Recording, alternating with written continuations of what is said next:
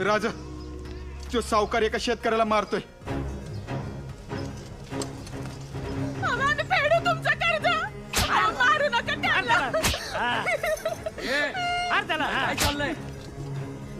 काय चाललंय? महाराज काय करा महाराज, काय करा. महाराज यांनी शेतीसाठी कर्ज घेतलं होतं. आज 2 वर्ष पूर्ण झाली, ना मुद्दल ना व्याज. अरे पीक पाणी झालं की देईल तुझे पैसे परत तो. मारहाण काय चालवलीस? अहो मोरोपंत, यांनी शेती केलीच नाही तर पीक पाणी कुठून येणार? म्हणजे न्याय निवाडा कसला करताय मोरोपंत? शेतकऱ्याला मारणारे हात कापा त्याचे. महाराज, जर तुमची परवानगी असेल तर थोडं माझ्या पद्धतीने बघू का? शेतकऱ्यांचं हित जपणारी कुठलीही पद्धत योग्यच. बोला तुम्ही.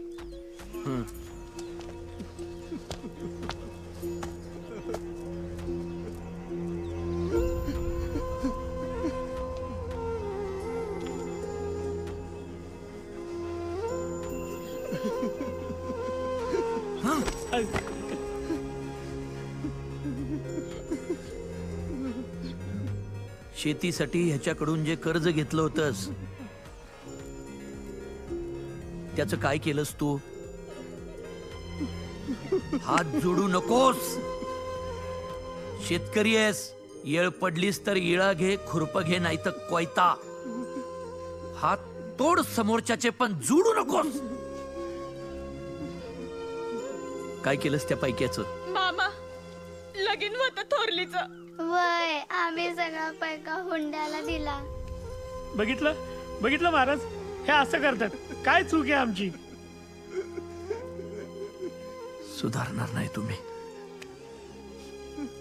महाराज, हा प्रश्न या एका शेतकऱ्याचा नसून अख्ख्या स्वराज्याचा आहे.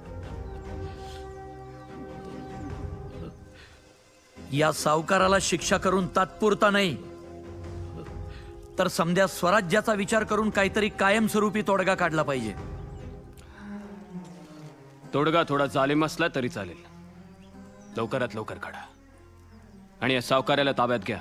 महाराज जी राज. महाराज माफी मोरोपंत, द्या. या न्याय निवाड्यासाठी आजच दरबार लावा ताबडतोब.